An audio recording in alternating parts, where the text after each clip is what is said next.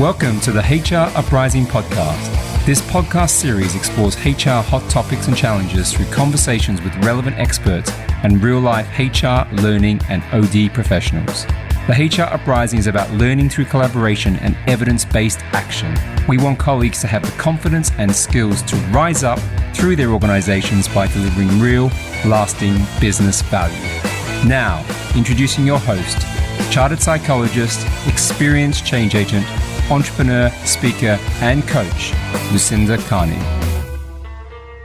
Hello and welcome to this week's episode of the HR Uprising podcast.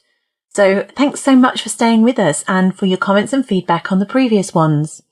As you know, the HR Uprising podcast is aimed at forward-thinking HR, learning and development and OD professionals just like you. And my name is Lucinda and I'm your host of this podcast. And today we're going to look at talent management. In fact, the myths around talent management, and then that may be really contentious. I'm going to say 5 reasons why the term talent management is overrated.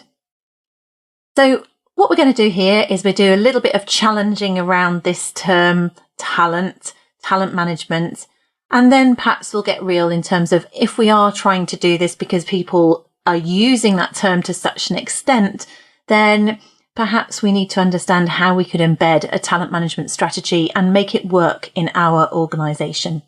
So that's the topic for today. Okay, so here's some straight talking, or this is my thinking. I think this term talent management is overrated, or certainly, the way it's been bandied around as if there's some sort of mysterious secret that only a chosen few have the answer to. The term itself, it came from McKinsey and Co. It was a book called, let me just look at my notes, The War for Talent. And it was about 20 odd years ago. And this is where there's this whole focus that actually getting people with the real skills that you need, it was becoming increasingly competitive and harder to get them. Now, I'm not saying that that's actually wrong. Getting the right people into your organisation can be a difficult thing to do, whether it's about the right skills or the right culture fit. But I do feel that the term has become almost elitist. And I think it comes with some baggage, which is worth challenging. It's a bit like engagement, another one of these jargon terms that actually doesn't mean anything. And it's got through to the boardroom to such an extent that, you as an HR professional might be instructed to go and put in place some talent recruitment, a talent acquisition strategy or a talent management strategy or talent pools. But does anyone actually understand what this means or what we're trying to achieve here? My concern is that just by using this magical term, the senior team might just then sit back, safe in the knowledge that all of their people-related challenges are magically going to go away and they can get on with the real business of chasing the numbers. I think it provides us with a risk. It's complacency. And I've got 5, I'm sure there's more than that, 5 pitfalls that might make hyped up talent management a bit of an issue. So my first beef with talent, my daughter will kill me for using that word, is that many organisations actually don't know what talent looks like. Well, come on. Do you know what talent looks like in your organisation? Could you simply define and measure who's got it and recruit for it? Do you know exactly what the job roles are? Do you know what the behaviours are that would outline someone with low, average and high performance in a specific role? Do you know what the cultural fit would be for bringing someone into your organisation? Are you capable of objectively evaluating people against those criteria if you do have those criteria? And if you were to define a talent pool, would it be clear-cut with everybody in agreement? Or would it be subjective? And, there's a lot out there about unconscious bias. Would you have confidence that it's not the usual suspects and there's bias built in? Now, if you are saying yes, fair play to you, great, I salute you, absolutely.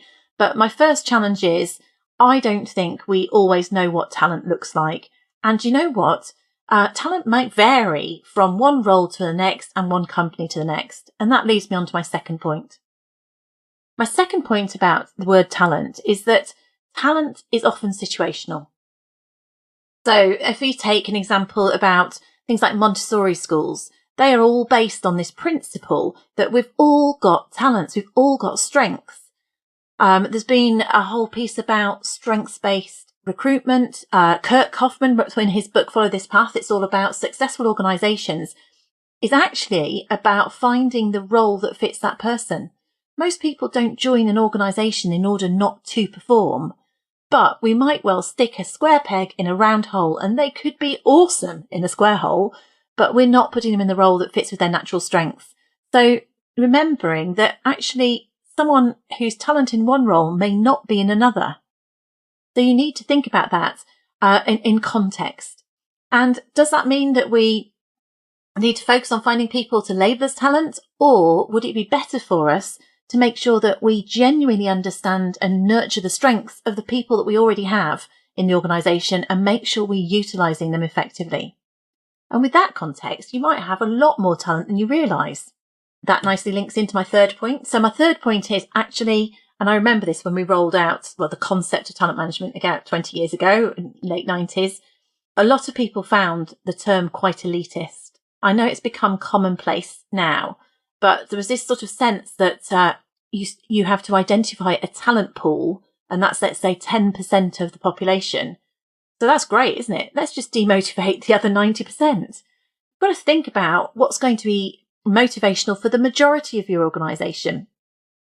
So I think the key for me is about making sure that we're thinking more broadly. We're thinking about strengths. We're thinking about everybody developing. I mean, you could have a talent pool, which is people who are over 55 in your organisation who have got brilliant strengths that will be, and actually knowledge and skills that you want to disseminate further around the organisation. They could be talent because they've got all this knowledge that they could nurture others and share with others.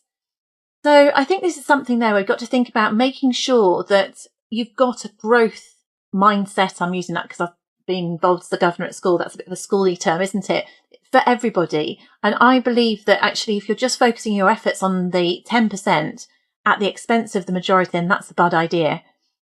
Remember that, we might put people in a pool who are on succession plans, or there's certain, I had this as well, certain job types were the sort of ones which would be sitting on a succession plan.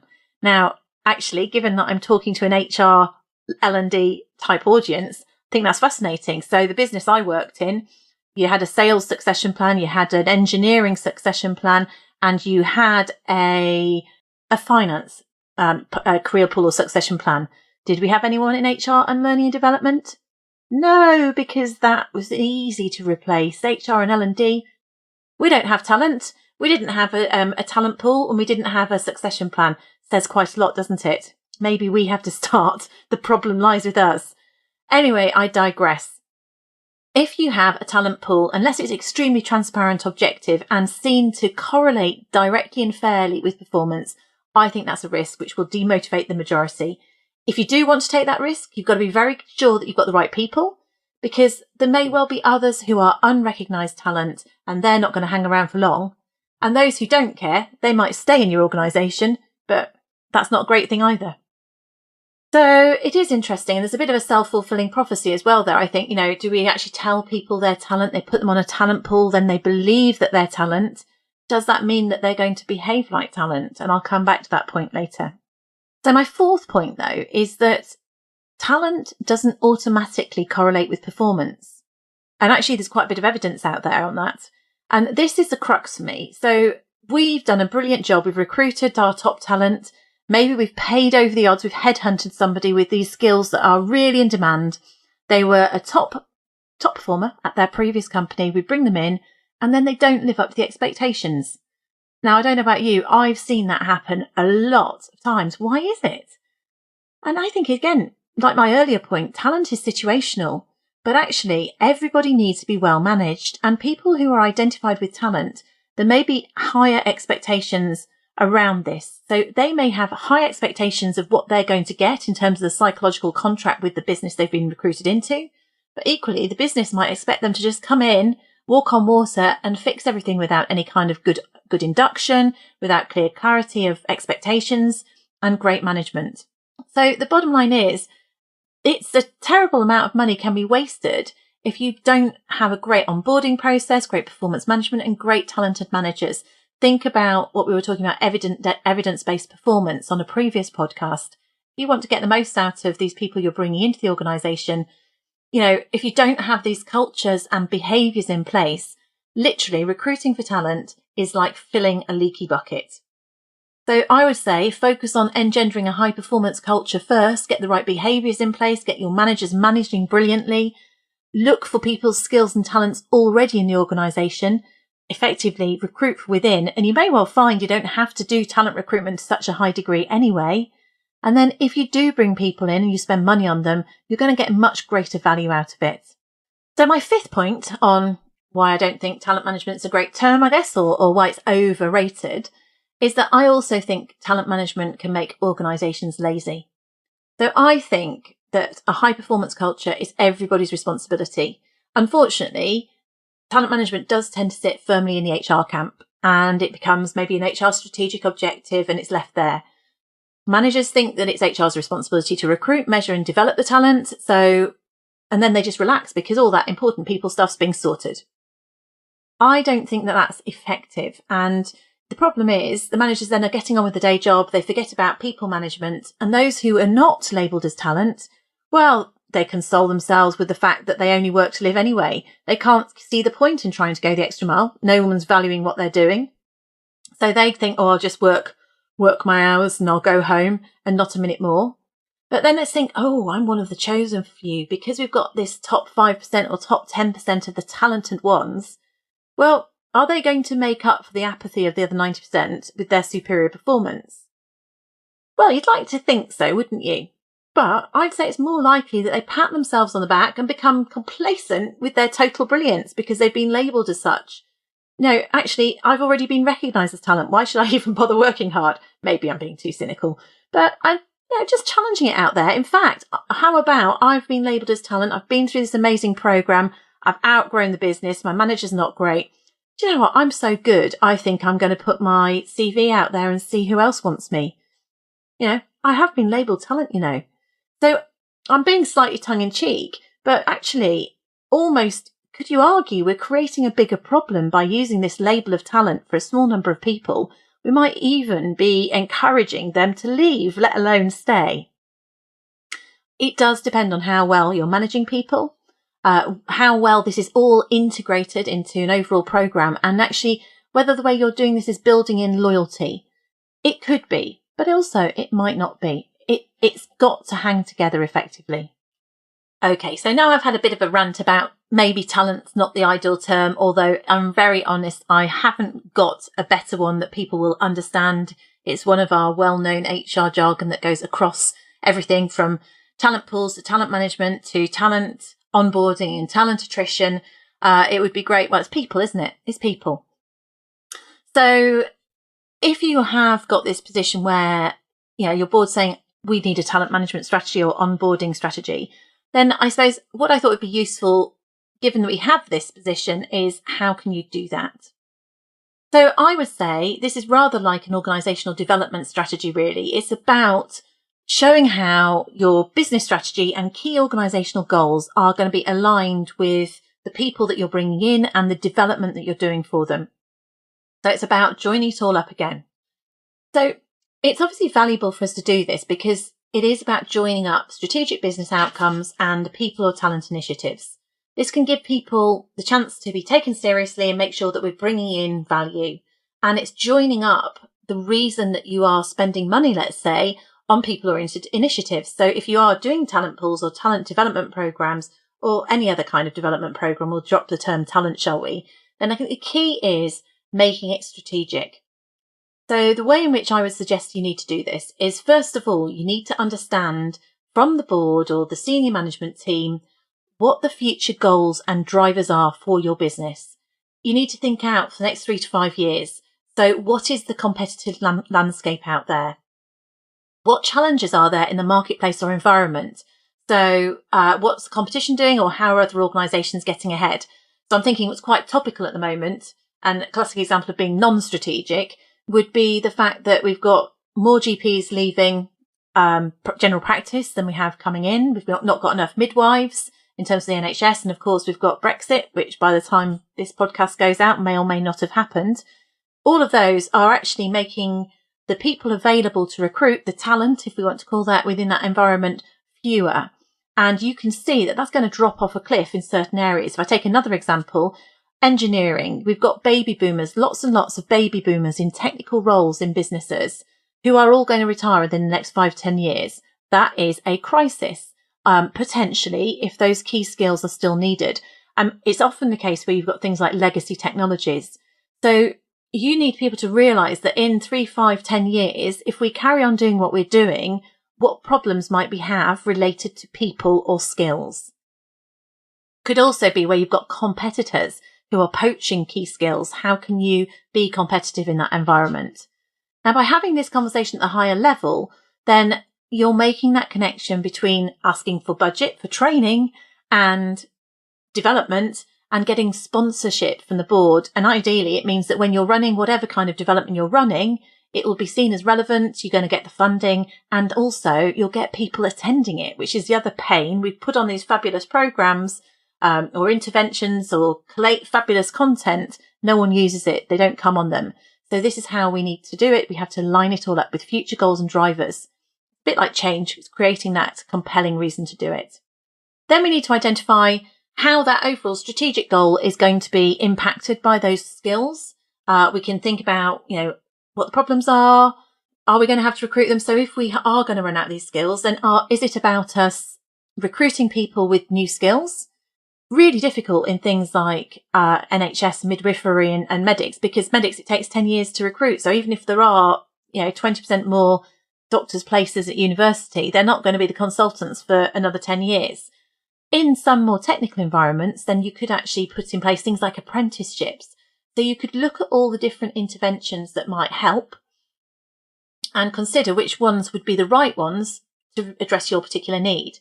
So if we went from the point of view of legacy knowledge or technologies, you might look at a number of interventions that might be effective there. So you might recruit apprentices and make sure that they've got that specific technology. You might also do an internal development program where people are taking on those different skills. You might do some sort of matrix where you can see who has which skills and do a gap analysis in terms of development. You might put in a buddying program or a mentoring program where skills and knowledge are being shared. You might get some of these people who have those skills to come up with key learning. So whether it's online quick reference guides or other technology built learning or e-learning. So there's loads and loads of ways you can get at it about keeping that knowledge in the business and allowing others to do it. But what you're using is a number of strategies to keep that skill or knowledge in there. So once you've got your recommendations, you might want to then get people to buy into it. And I always think, actually, if you're trying to develop a strategy, whether it's an OD strategy or a talent management strategy, a great way of doing it is actually trying to get it on one page so that then you can go to the board or the managers and you can say, look, this is what our problem is, and it's a visual, and this is what my solution is. And they can see, because it's all on one page, how all of these things link together. Then, of course, you've got to plan the implementation. So we've defined our big picture. We've got the buy-in. Now we've got to put it into action. So you work out your different projects. You're going to manage it like a change program. And you need to make sure they're all kept aligned with the overall strategy. One way of doing that, if it's a change piece of works as well, is about forming a steering group. And they might be managing different aspects of it. It depends really on how many measures you've got that you need to put in place. Now, if I want to develop skills, I might use interventions like 360 feedback at the start and the end of a program in order to measure progress. Or if I was recruiting in, I might be using specific psychometrics or criteria that we've robustly identified within the organisation to check these people have the skills and attributes we're looking for. We might have done some evaluation of job roles to understand what exactly is required in job roles currently and in future, which means because we did that pre-thinking, we can then measure whether or not it's working. And that's our fifth stage. So it's about communicating the strategy. It's about implementing that strategy. And there may be many aspects of it. It's about monitoring whether or not that strategy is delivering what we want. And it's about tweaking. Now, things aren't going to be perfect. It'll be about getting some comments, getting some feedback, tweaking it and adjusting it. And then we'll get better buy-in and commitment. Try and make it as measurable as possible, but make sure you also keep it fresh. Don't be afraid to update it over successive years or completely refresh it. So for me, that is basically how you would manage to link these things together. You'd, first of all, be open-minded about what talent looks like. Secondly, be clear. Do you actually know what we're looking for in terms of talent? Are we being overly elitist? Is that going to be benefiting us? Are we creating a climate where everybody is able to be talent? They're able to play to their talents. If we are putting something in place where we're running an overall program, then let's make sure it really is clearly aligned with the business strategy and it goes far enough out for the future in terms of the challenges. And then when we put it in place, let's monitor whether it's doing what we wanted it to and not be afraid to tweak it, adjust it, and improve it as time goes by. So to my mind, a talent management strategy is really about joining up the dots, but taking everyone else with you. As with so many of these things, I think it's common sense. However, I am aware that common sense isn't all that common. And I would say let's try and avoid whatever you are doing. Try not to introduce pockets of people-related initiatives that don't join up together. If we do that, it looks disjointed and no one understands why you're doing it. What happens, therefore, is you lose the backing, you lose the sponsorship, people stop coming, and things might actually start to work against each other. And of course, then the credibility is lost. So important to get strategy agreed with senior sponsorship and ideally get ownership from above. And that leads into general change management. Keep changing it and, remind people of the bigger picture of why we're doing it. It's not just about badging people's talent. It's about making the most out of the resources that we have in our business, helping everybody be the best they can be. And it's about everyone performing and taking the organisation forward. So that's my take on talent management. I hope that was thought-provoking. I welcome your comments, feedback, criticisms as ever. I'm not saying that I am the complete expert on any of these things. These are just things that I feel from my research and from my experience. And I hope that they may be useful or at the very least thought-provoking. Because at the end of the day, if you think I'm talking rubbish, at least it's got you thinking. And hopefully you've got a better suggestion. And if you do have a better suggestion or a better way of doing things, that's brilliant. Because actually that's what the HR Uprising is all about. It's about us all collaborating together. I have some answers. They may be relevant or helpful to some people. But between us, we may have all of the answers. And together, if we look up, we can all rise up together. Thanks so much for listening to this week's podcast. My name is Lucinda Carney. Do connect with me on social media. I'd love to hear from you. If you want any of the links or references, there are a couple of white papers that we've got on our Actus resources page. As ever, you can see the notes and links to the HR Uprising website within the notes. You can go there and we will signpost you to relevant resources if you want to go further. Thanks a lot and have a great week. Thank you for listening to the HR Uprising podcast. You can access more information, including resources or links mentioned in the show, at our website, www.hruprising.com. Also, you might want to join our LinkedIn community or tweet to us at HR Uprising. We'd love to hear from you.